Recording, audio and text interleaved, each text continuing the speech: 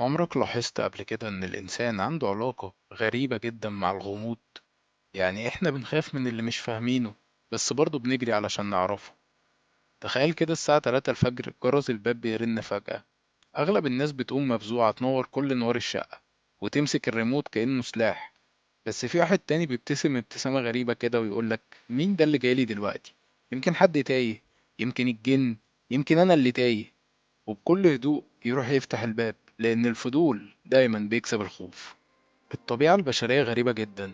بنصرخ من فيلم رعب واحنا بناكل فشار وبعدين نستنى الجزء التاني.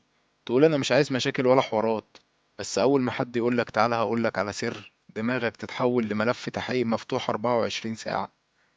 من اول الكهوف لما البشر كانوا بيبصوا للنجوم ويقولوا ايه النقط المنورة هناك دي، لحد النهاردة لما بنقعد نتابع نظريات المؤامرة على النت ونقول اكيد في حاجة ورا الموضوع ده. الغريب ان نفس الغموض اللي بيخلينا نتحمس هو نفسه اللي بيخوفنا ساعات. يعني احنا مش عايزين نفهم كل حاجة، بس بنموت ونعرف كل حاجة. وفي أمثلة يومية كتير جدا. لما حد يقولك فيه مفاجأة، دماغك تبتدي ترسم 100 سيناريو، كل سيناريو فيه شوية خوف وشوية حماس. لما تقرا خبر غريب على الفيسبوك، دماغك تقعد تفكر ايه الصحيح وايه اللي متفبرك. حتى في العلاقات لما شخص غامض يظهر لك فجأة، دماغك مش بس بتحاول تفهمه، ده انت بتحاول تفهم نفسك كمان. كارل ساجان عالم الفلك قال قبل كده إن الكون مكان واسع ومظلم، وجزء من جماله إنه مش مفهوم بالكامل.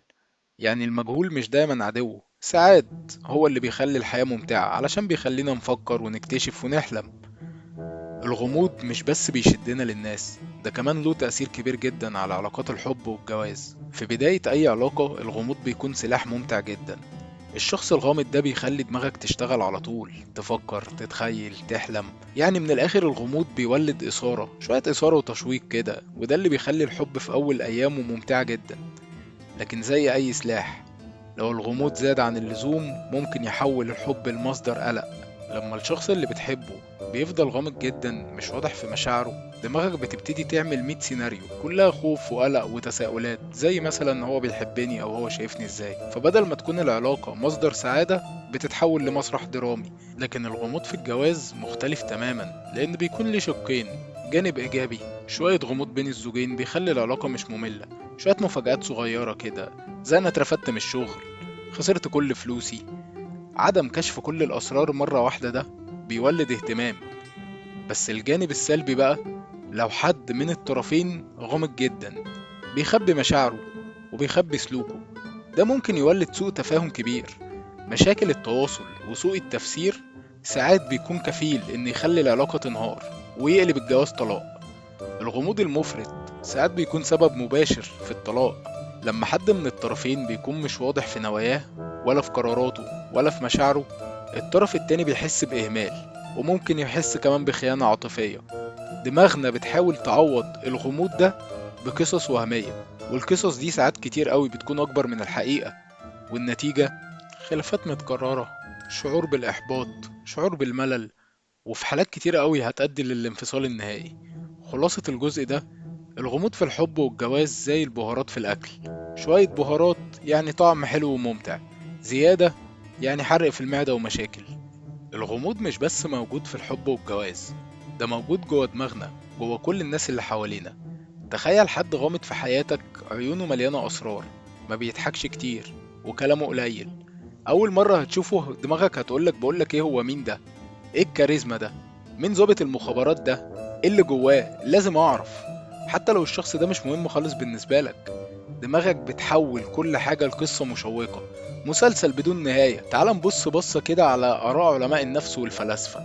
فرويد قال إن الإنسان عنده جزء اسمه اللاواعي، اللي غامض في الآخرين بيشغل الجزء ده عندنا. يونج قال إن النفس البشرية مليانة رموز وأسرار، الغموض بيخلينا نكتشفها ونكتشف كمان اللي جوانا. نيتشه كان شايف إن الشخص اللي مفهوش غموض ما يستحقش أصلا إن احنا نبص عليه. وفي أمثلة يومية كتير جدا على الكلام ده. حد في الشغل مثلا ما بيردش على المسج بتاعتك، دماغك هتلاقيها عملت فيلم. أو صاحبتك مثلا ما بتردش عليك وهي ويت. لما حد غامض يقرب منك، دماغك بتقولك هو ليه بيبصلنا كده، هو ليه بيكلمنا كده، هو ليه ما بيضحكش. لا، قوم اضربه، قوم اعجنه. الغموض أداة تحكم. اللي يعرف يحافظ على جزء منه غامض، بيخلي الكل مركز عليه طول الوقت. اللي سايب نفسه مكشوف محدش بيفكر فيه كتير، لأن الغموض قوة اجتماعية. تعال معايا نشوف الغموض في العلم والكون يمكن مختلف شوية. يعني تخيل إننا واقفين على حافة الكون دماغيا على الأقل، وأنا هنا مش بكلمك على سبعات ومية، لا لا، بدماغك كده تحاول تفهم حاجة اسمها الكون، حاجة أكبر من أي حاجة عرفتها في حياتك. المجرات، النجوم، الثقوب السوداء، كل حاجة حواليك فيها غموض مستمر. حتى لو الواحد شاف فيلم فضاء أو قراله كتابين عن الفلك، دماغه هتقوله بس إيه بقى؟ في إيه ورا ده كله؟ الغموض مش عدو للعلم، ده اللي بيشغل فضول العلماء أساسا. كارل ساجان كان دايما بيقول العلم مش مجرد إجابات، هو رحلة بحث ما بتنتهيش. تخيل عالم قاعد جنب تلسكوب في نص الصحراء، حواليه سكون مريب، مش شايف أي حاجة غير نجوم بتتحرك بشكل غريب، وكل نجمة كأنها بتسأله مين أنا؟ وانتوا إيه؟ العالم ده بدل ما يتوتر وييأس ويخرج من الإسلام، بيهدى كده ويستغفر ربه ويرجع يبتسم وياخد نفس طويل ويقول الكون لسه فيه حاجات كتيرة قوي لازم اكتشفها.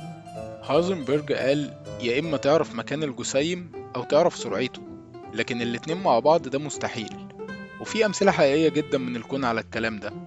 المادة والطاقة المظلمة، من 90 ل 95% من الكون هو مش مفهوم.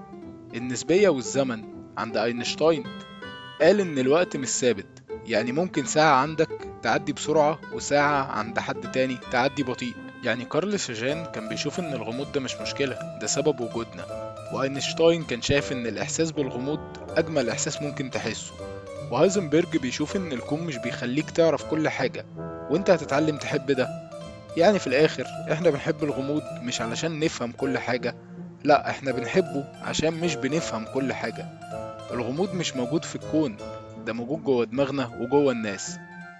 كارل ساجان كان بيقول إن العلم مش مجرد مجموعة إجابات، ده رحلة بحث ما بتنتهيش.